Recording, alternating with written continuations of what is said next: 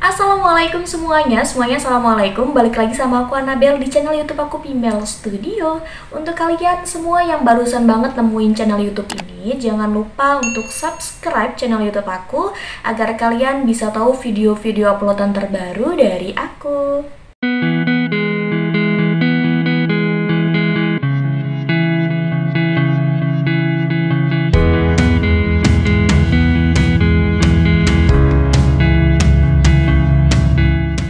Sesuai dengan requestan banyak teman-teman semua yang kepengen banget aku bawain genre-genre horor. Nah, hari ini aku ACC permintaan kalian, aku bakal bahas satu film horor luar negeri yang terinspirasi dari kisah nyata. Awalnya ini tuh aku pengen bikin kayak judulnya tuh film-film horor yang terinspirasi dari kisah nyata gitu kan. Tapi setelah aku baca-baca materinya, nanti kalau aku langsung bawain sekaligus itu tuh kayak feel-nya nggak dapet, bakal kayak kepotong-potong gitu. Makanya aku pengen bikin per satu judul. Nah, hari ini aku pengen bahas tentang Amityville Horror. Meskipun ini tuh udah tayang 2005, udah kayak apa ya, udah nggak up to date gitu kan, udah apaan sih, jadul banget. Tapi yang bikin aku menarik adalah ini selain diangkat dari kisah nyata, ada unsur-unsur kriminalitasnya. Nah, untuk kalian yang penasaran, langsung aja kita masuk ke pembahasan videonya. Amityville Horror menceritakan tentang sepasang suami istri yang baru saja menikah, yaitu si George Lutz sama si Kathleen Lutz yang merupakan janda beranak 3. Pada waktu itu mereka memutuskan untuk membeli sebuah rumah yang dibelinya dengan harga yang benar-benar di bawah pasaran, dan ternyata usut kena usut, rumah ini adalah bekas dari pembunuhan satu keluarga, yaitu keluarga dari DeFeo, dan tersangka dari pembunuhan ini adalah anak sulung dari pasangan Ronald DeFeo Senior dan Lois. Rumah ini terletak di Ocean Avenue, tepatnya di Jalan 112, kota Amityville, New York City. Tapi sebelum aku bahas tentang Amityville Horror, aku akan bahas terlebih dahulu tentang kasus pembunuhan keluarga DeFeo. Bagaimana si Ronald DeFeo Jr. ini bisa membunuh habis seluruh keluarganya. Apakah ada yang salah dengan si Ronald DeFeo ini sampai-sampai dia kok bisa semua keluarganya dibunuh tanpa sisa. Nah, jadi korban dari pembunuhan si DeFeo ini ada bapaknya, Ronald DeFeo Senior, pada waktu itu umurnya 43 tahun, Lois ibunya berumur 42 tahun, ada adiknya Dawn waktu itu umur 18 tahun, Allison 13 tahun, terus ada Mark umurnya 13 tahun dan yang 11 tahun, dan yang terakhir ada si John Metto pada waktu itu umur 7 tahun. Nah, sebelum aku bahas tentang kronologi terjadinya peristiwa, aku akan bahas bagaimana sosok si Butch terlebih dahulu.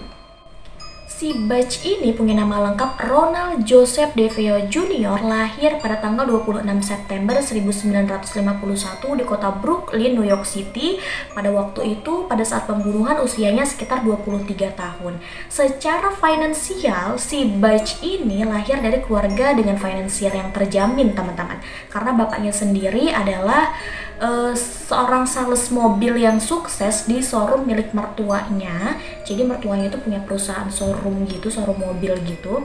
Dan ibunya adalah seorang ibu rumah tangga. Meskipun si Butch ini lahir dari keluarga yang secara finansial terjamin, tapi bukan menjamin juga kehidupannya bahagia, teman-teman. Justru orang tuanya si Butch ini sering banget cekcok, sering banget bertengkar, karena bapaknya Butch itu adalah sosok yang cukup temperamen. Kalau setiap kali ribut sama ibunya si Lois, dia tuh suka kayak main tangan bahkan ke si Butch juga. Si Butch ini tumbuh menjadi pribadi yang bermasalah secara emosional, secara perilaku. Dia tuh tumbuh jadi anak yang kayak antisosial, terus nggak bisa ngontrol emosi. Bahkan di sekolah juga si Butch ini sempet jadi korban bulian. Setiap kali kayak diejekin teman-temannya, mulai muncul dari sifat-sifat emosional dia. Dan pada waktu meningkat ke remaja, si Butch ini pada umur 17 tahunan, si Butch ini juga pernah terlibat kasus penggunaan narkoba jenis heroin. Melihat tingkah Butch yang semakin hari semakin gak karuan, akhirnya orang tua si Butch pun punya inisiatif, gimana kalau misalkan si Butch ini kita bawa ke psikiater, mungkin dengan cara itu dia bisa berubah gitu kan. Dan ternyata setelah dibawa ke psikiater nggak ada perubahan juga, sampai pada akhirnya pada saat si Butch itu masuk ke usia dewasa awal, di umur-umuran 20-an, diajaklah si Butch ini kerja bareng bapaknya. Udah, kamu daripada kamu gak ngapa-ngapain gitu kan, daripada kamu kerjaannya cuman nongki-nongki gak jelas, keluyuran-keluyuran aja, udah kamu kerjaannya sama bapak di dealer ya, di showroom gitu kan. Akhirnya si Butch ini kerjalah di showroom bapaknya. Di akhir Oktober 1974, si Butch ini dipercaya untuk menyetorkan dana perusahaan uang kantor ke bank. Waktu itu besarannya sekitar $20.000, dan ternyata si Butch ini ngerasa belum puas juga sama uang yang dia punya, dan dia punya inisiatif buat mengkorupsi dana perusahaan yang akan disetornya. Dan ternyata waktu itu keciumlah niat jahat si Butch ini. Akhirnya kantor pun melapor ke polisi, dan polisi pun ingin memintai keterangan dari si Butch ini, karena kan si Butch yang nyetor. Pada waktu itu bapaknya ya udah mempersilahkan dong, karena dia percaya nggak mungkin lah si Butch pelakunya gitu loh. Akhirnya si Butch kan emosi dong, kok kesana kayak nuduh aku sih gitu kan, kok bapak malah ngebiarin aku diperiksa sama polisi, aku kan nggak bersalah gitu kan.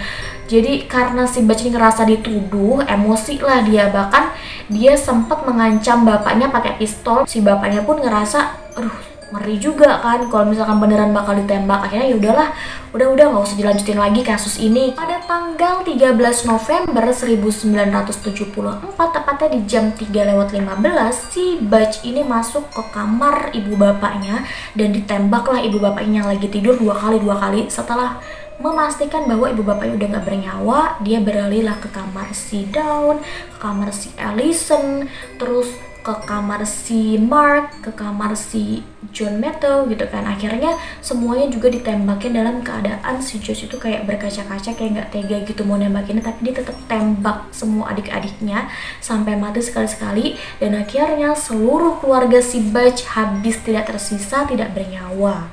Pasca pembunuhan itu, si Butch pun langsung merapikan alat-alat bukti pembunuhan. Dia berusaha untuk merapikan pistol bekas ngebunuh bapaknya, terus kayak ada bercak-bercak darah, dirapi-rapiin lah sama dia.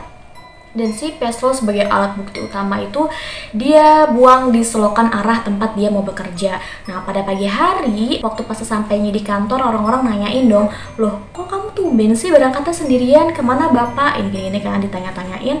Dan si Butch cuma bilang nanti juga datang, mungkin agak telat gitu. Pada waktu itu dia kayak kepanikan juga gitu loh. Akhirnya dia kayak nutup-nutupin kejadian pembunuhan yang dilakukan dengan sok-sok panik, nelpon ke rumah. Dan akhirnya setelah si Butch ini pulang dari tempat kerja, sampailah si Butch ke rumah dan dia lagi-lagi drama. Akhirnya dia sok-sok kayak teriak gitu, dia sok-sok kayak auto panik karena dia nggak punya tetangga. Dalam artian rumah itu kan rumah terpencil di dekat danau, jarang banget ada rumah-rumah lagi.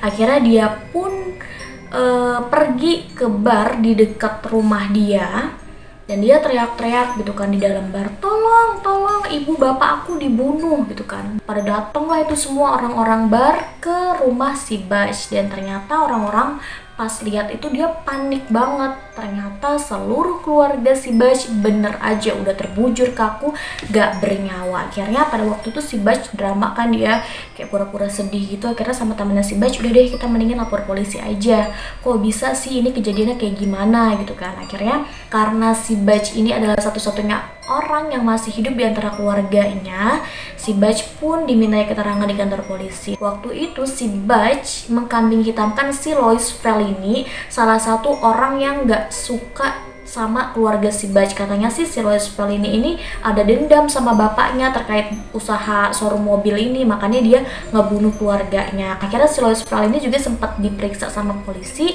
padahal waktu pas kejadian pembunuhan keluarga si Butch ini, si Lois Fellini ini lagi nggak ada di lokasi, bahkan nggak ada di lokasi, dia pun lagi ada di luar negeri. Akhirnya diperiksa ulang lah itu si rumah.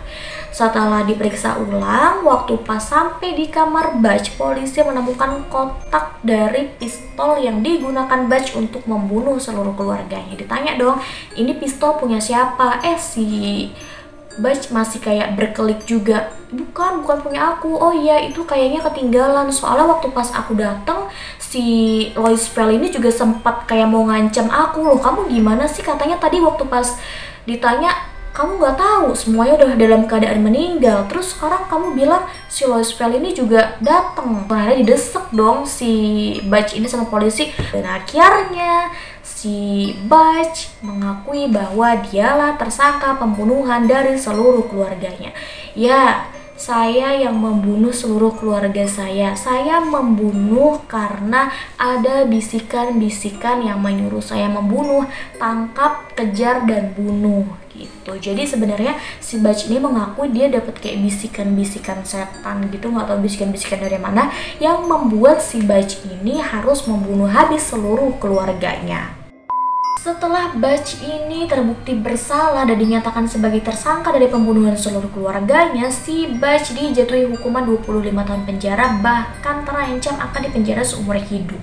Entahlah mana yang benar, apakah si Butch ini benar-benar membunuh keluarganya karena ada bisikan dari setan yang sesuai sama keterangan yang diberikan oleh si Butch bahwa dia membunuh karena adanya bisikan setan yang menyuruhnya untuk menghabisi dan membunuh seluruh keluarganya, atau ini hanya akal-akalan si Jet padahal ini adalah efek dari penggunaan narkoba yang digunakan. Nah, untuk film dari di Amityville Horror sendiri nanti aku akan bahas di next video, karena kalau misalkan aku bahas sekarang itu nanti durasi videonya jadi panjang banget dan kalian akan ngerasa bete banget.